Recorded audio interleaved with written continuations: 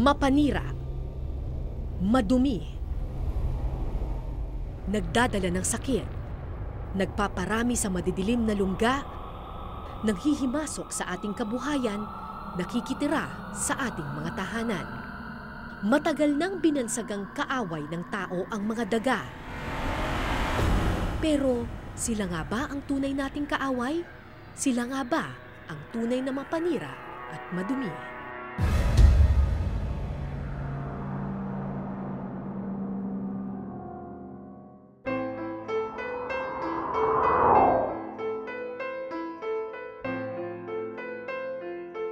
Baguhang dokumentarista pa lamang ako nang una kong bisitahin ang mga tenement house ng Vitas, Tondo. Hindi ko malilimutan ang mga naglalakihang daga na bumulaga sa akin sa Vitas, isang low-cost housing project na isa rin sa mga lugar sa Maynila na may pinakamaraming daga. Noong 2006, nagpunta rin ako dito sa same place na to, yung tenement houses dito sa Vitas. Pero pag tiningnan ko ngayon, parang halos walang pinagbago. Natatandaan ko dati nung pumunta ako dito, yung pagitan ng mga buildings, doon tinatapon yung mga basura nila. Isa itong building, this is the other building, so ganun pa rin nga.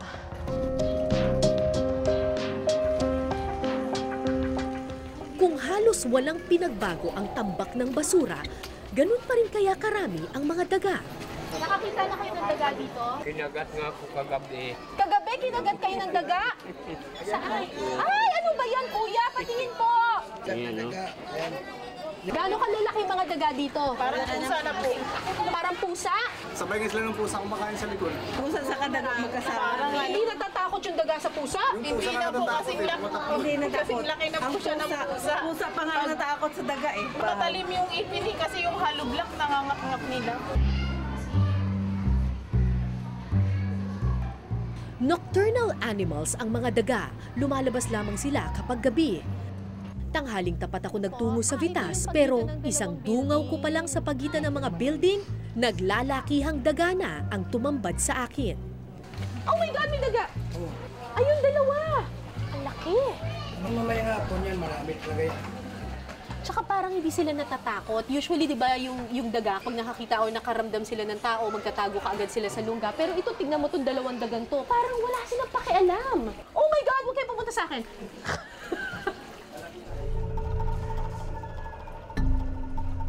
Sinundan ko ang pinagtaguan ng mga daga at isang butas na tubo ang aking nakita. Yung drainage nila may butas, mukhang ginawa rin ito ng daga. So, it's possible na pwedeng dumadaan dito yung mga daga at dumidiretso papasok doon sa loob ng bahay.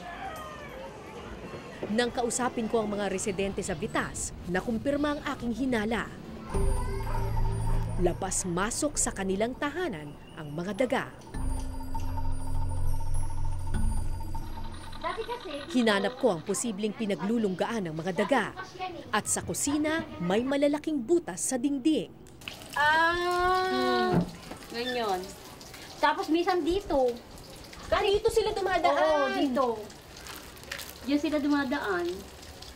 Tapos dito. Oo, diyan. Nag-agaan sila. Pero ang tanong, saan sila nanggagaling?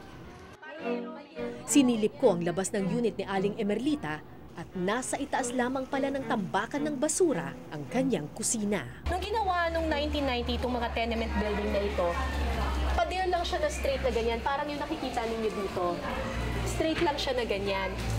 Kaya walang dadaanan yung mga daga papasok dun sa mga unit. Pero mismong yung mga tao na rin, yung gumawa ng kanilang sariling paraan para magkaroon ng extension yung kanilang mga unit.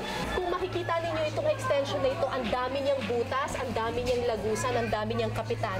At ito ngayon yung nagiging daanan ng mga daga para makapasok sila sa bahay ng mga residente dito. Brown rat o sewer rat ang klase ng daga na makikita sa mga syudad. Isa ito sa mga pinakamalaking klase ng daga sa buong mundo.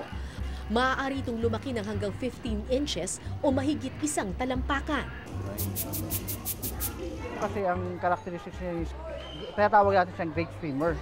Kumbaga kasi itong mga to talagang nasa suwi sila, nasa ano sila, nakakalangoy sila. Unlike na ibang rat na hindi ganun kaano pagdating sa paglangoy nila. Ano po ang kaibahan nitong mga ganitong daga doon sa mga dagang bukid? Ma'am, pareho lang po sila. Magkaiba lang na kinakain? Hindi ma'am, pareho rin sila kanina. Yun lang, kaya ang difference na kasi dito sa atin ma'am, sa metro or sa city na medyo mas marumi. Oo. Sa ano ma'am, sa bukid, yun nga, medyo mas ayos yung kinakain nila. Hindi lang sila malalaki, ang mga brown rat rin ang isa sa pinakamabilis magparami. 4 na beses silang nanganganak kada taon. So every 3 months Every 3 nanganganak months, sila? nanganganak sila ma'am, opo. Tapos every panganganak nila, 6 hanggang 8. Hanggang 8 hanggang 9. Ang isang daga ay pwedeng mag-multiply to 24, 24. in 1 year. In 1 year.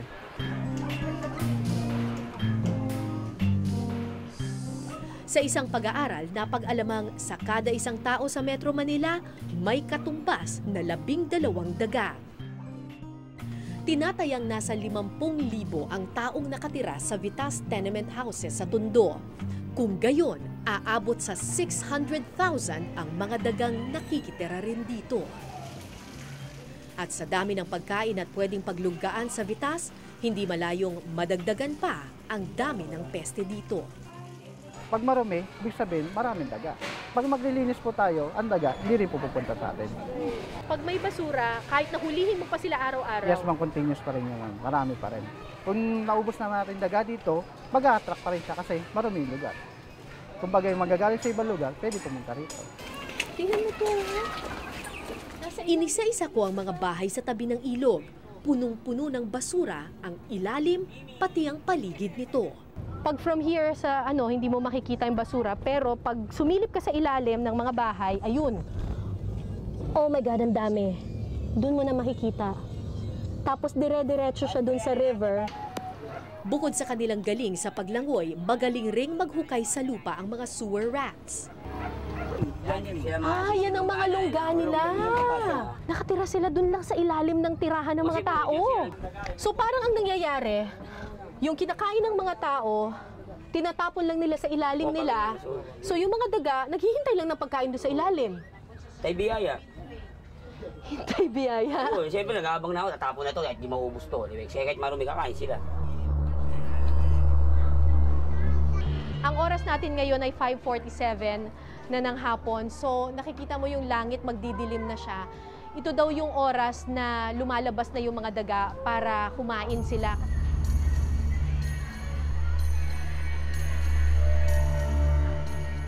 So, pag titingnan mo doon, very easy, makakakita ka agad ng daga.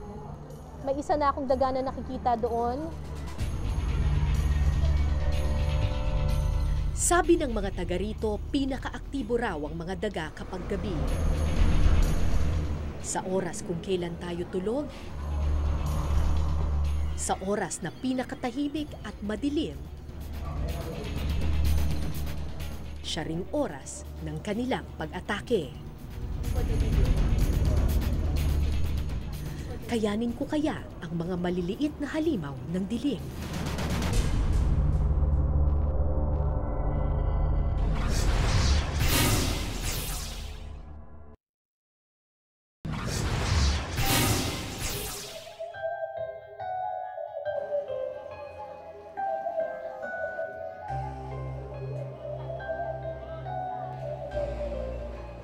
Alas 10 ng gabi, naghanda na sa pagtulog ang mga taga-Vitas. Hinele ang mga bata, binalot ng kumot ang mga paa, bumulong ng paalala, huwag matakot sa hatid ng dilim.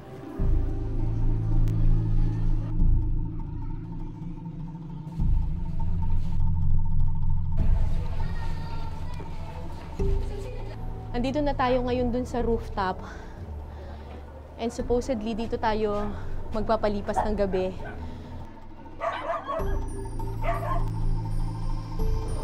Okay. So, ito yung isa sa mga bakanting bahay dito na tutulugan natin ngayon. Basura na ba yung ilalim nito? Walang paderang unit na inassign sa akin. Maliban na lang sa bakal na grills na madaling pasukan ng lamok, ipis at daga. Sana walang daga dito.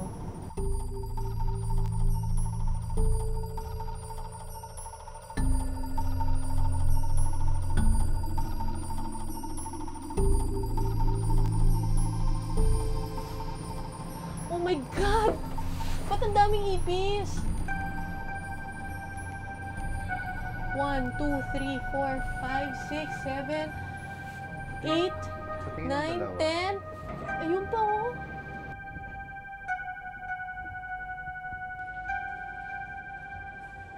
Ang oras ng pagtulog ay oras dapat ng pahinga. Pero sa mga lugar tulad ng Vitas, hindi ko magawang maging panatag. Semento. Ano ba itong butas na to? Wala, semento lang. Oh God! May Bakit? mga ano sa ilalim eh. Ano yan? Mga ipis. Tsaka may mga... Oh God, hindi kaya dumadaan dito yung mga daga?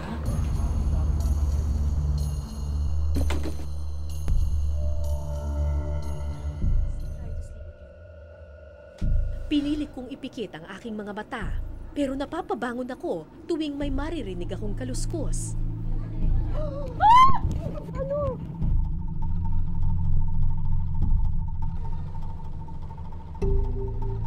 Nang lumalim ang gabi, unti-unti ring gumapang ang aking antok at nakalimutan ang aking takot.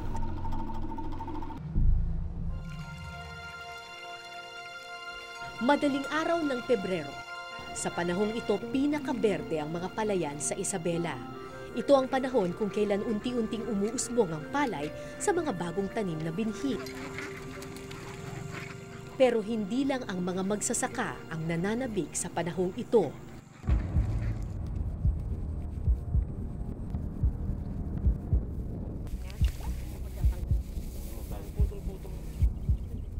So yung nakikita ninyo dito sa palay na to, tingnan nyo, parang bungi-bungi yung nandun sa may gitna. Dapat yan, parang ganito na magkakadikit. Pero yung doon, parang bungi-bungi na siya kasi kinainan na siya ng mga daga. Kung tutuusin, maswerte pa ang palayang ito dahil sinira lang ito ng mga daga. Pero ang palayan ni Mang Danilo, wala talagang iniwan. Nung una, ma'am, konti lang kinain lang. Nung unang gabi, konti lang. So, nung pangalawang gabi, ma'am, talagang inubos lahat. Kinain lahat? Walang naiwan? Walang naiwan, ma'am. Eh, Kaya, ilang ektarya yun? kung itatanim lahat yun, ma'am, pang 2 hektarya. 2 ektarya ang kinain nila? Ang 2 ektaryang sinira ng mga daga katumbas ng 6,000 piso. Malaking halaga na nawala sa isang iglap.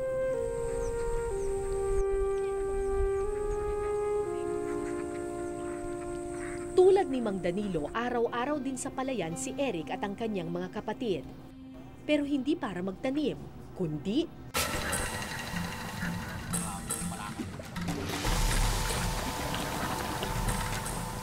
Yan na.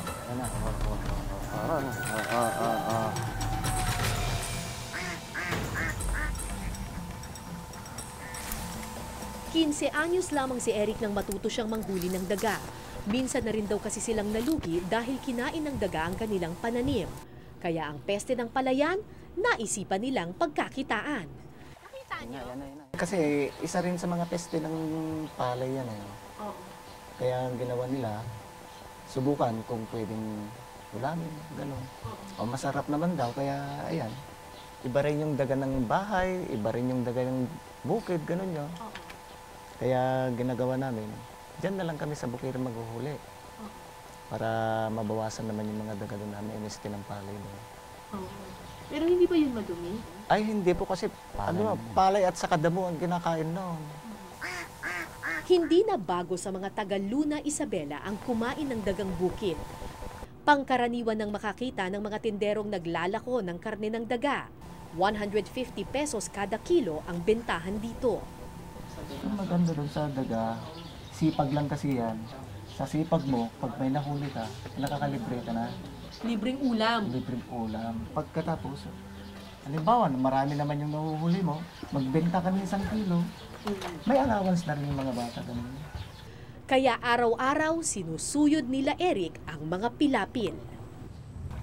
So actually perfect ito para sa mga daga na habitat kasi malapit sa water source, tapos yung dun sa kabilang side, yun yung pagkain na nila, yung palay, tapos masukal pa siya. So usually gumagawa sila ng mga butas dito sa mga lupa dito. Panabas mo nga eh. May laman na ba yan? May laman yan sa loob? Kung ang mga dagang syudad nakatira sa mga kanal at imburnal, ang mga dagang bukid gumagawa ng tunnel system o mga butas sa pilapil. So ang ginagawa nila ngayon, tinatakpan nila yung ng lupa, yung ng putik, yung butas. Ifa-flood nila yung tunnel kasi interconnected yung mga butas. So tatakpan nila yung mga opening at mag-iiwan lang sila ng isang opening lang para doon lalabas yung mga daga. Yan na, palabas na yan. Ayan, oh. 2 beses sa isang taon ang peak season ng mga daga, sumasabay sa panahon ng taniman, tuwing Abril-Mayo at Nobyembre hanggang Disyembre. Oo, marami. As in, gaano karami? Ay, yung isang sulong lang namin, wala pang kalahating araw. Oo. Mga ilan ang piraso ng daga na kukuha? 170 siguro. 170? Oo, piraso. Isang araw lang? Isang araw lang. Ala pang isang araw, no? Hanggang tanghali lang yun. Paminsan-minsan nakakaalpas sa lambat ang mga daga, kaya kailangan ng gumamit ng mabibilis nilang kamay. Abangan mo dyan, abangan mo. Ulit! Ayun! Ay! Diyos ko po, huwag dito sa akin. Huli! Talagang may technique yun eh. Paano pong technique dun? Doon ka lang sa kuan. Mahigit lang dito. Huwag mong hawakan dito. Diyan ka lang sa kuan. Dito lang sa batok? Oo. Sa bato. Eh, di ba kayo natatakot? Baka makagat kayo? Hindi, nakakat na oh. 2 araw pa lang ito. 2 araw pa lang yan? Oo, wala na. O, hindi ba kayo nilagnat? Hindi. Wala. Wala ba yung rabies? Wala. Sakit? Wala na.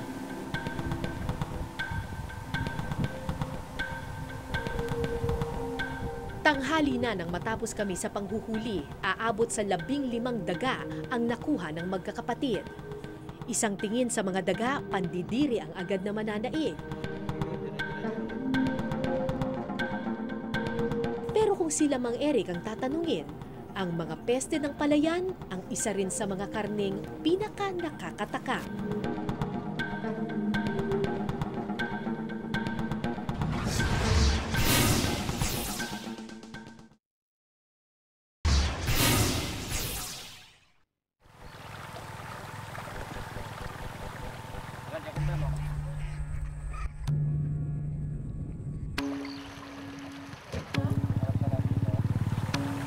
Pag binalatan ng buo.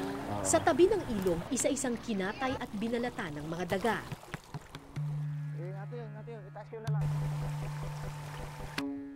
Sanay na sina Eric, animoy pangkaraniwang karne lamang ang kanilang binabalatan. Matagal na ba kinakain ng daga dito? Matagal na. Bata pa ako noon. Bata pa kayo? Kumakain na kayo ng daga? Pero hindi palagi. Tuwing kailan lang? Kung walang kuan, mga tanim, gano'n. Bakit daw ninyo kinakain yung daga? Masarap eh.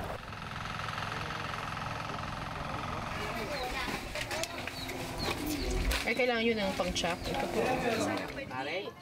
Matapos tanggalin ang ulo, paa, buntot at balahibo,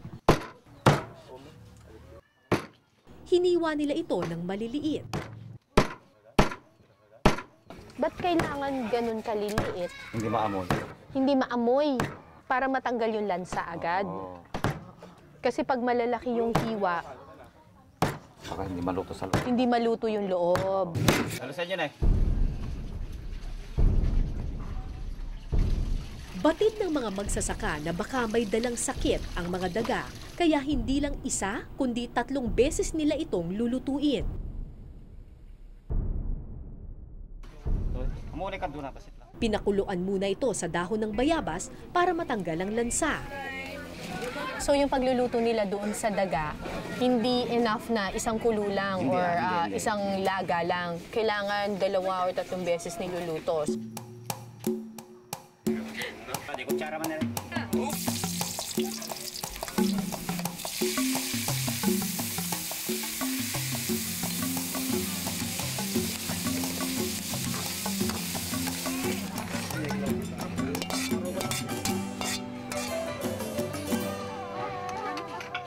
Sarap. Pagkatapos iluto ang mga lamang loob ng daga, mismong karne naman ang tinimplahan.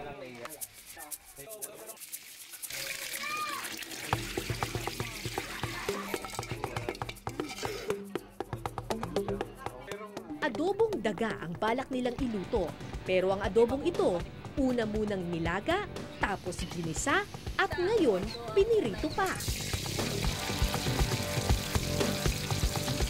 Kasi usually kapag, diba, mabilis lang. Hindi mabilis.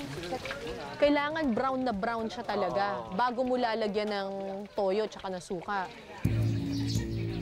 Ayon sa Center for Disease Control sa Amerika, may 70 sakit na maaaring makuha ng tao sa mga daga. Pero wala ni isa sa mga sakit na ito ang nakukuha dahil sa pagkain ng karne nito. Halos lahat ng sakit mula sa daga tulad na lang ng leptospirosis ay nakukuha sa ihi at dumi lamang ng daga. Oras ang inabot bago natapos ang 3 putahe ng daga.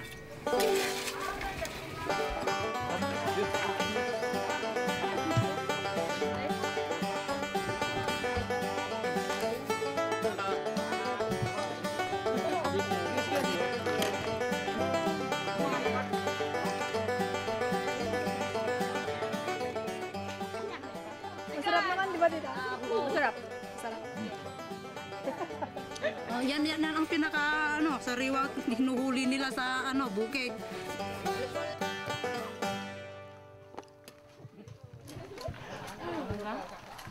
Ito ang unang beses na titikim ako ng karne ng daga. Ibon? Oo. Parang manok. Hindi mo na siya malalasahan, may isip kasi parang talagang sobrang pinrito na siya, ginisa, niluto na siya ng maraming beses. Kaya basta lalasahan mo na yung flavoring. Tignan ko ito laman loob. Masarap yan, atay.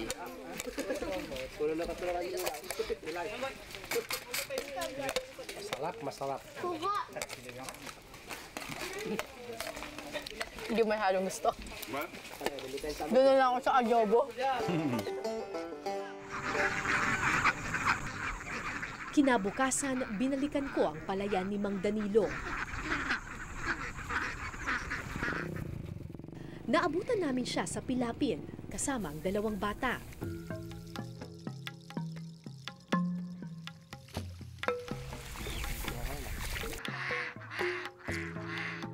Pero araw-araw man silang manghuli ng daga, sadyang hindi raw nauubos ang pesteng ito.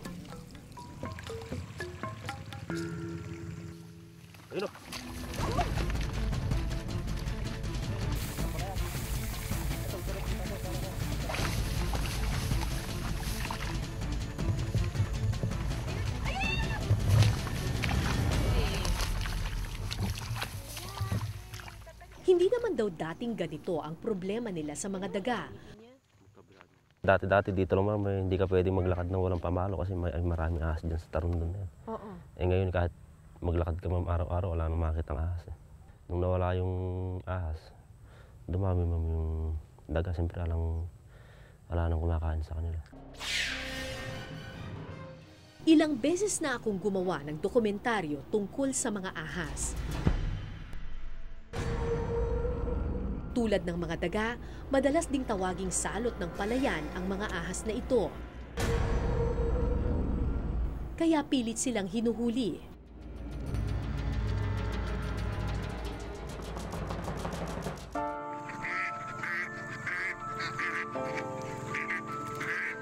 Pero ngayong naubos na ang ahas sa palayan, daga na ang naghahari dito. May balanse ang kalikasan. May dahilan kung bakit nilikha ang bawat nilalang. Ang peste sa palayan, atin rin palang kagagawan.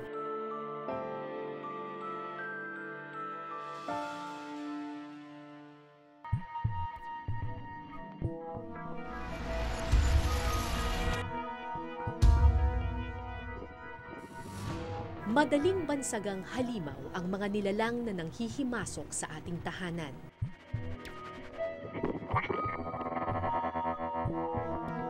Madaling pandirihan ang mga nilalang na nabubuhay sa dumi ng ilan. Pero matapos kong makita ang mga palayan ng Isabela, matapos kong libutin ang mga iskinita ng Tondo, naitanong ko sa aking sarili, sino nga ba ang tunay na marumi? Sino nga ba ang tunay na mapanira at nagdadala ng problema? Araw-araw, halos 4 na milyong daga ang ipinapanganak. Hindi na ako nagtataka dahil tila tayo mismo ang gumagawa ng sarili nating lungga. Ako po si Cara David at ito po ang Eyewitness.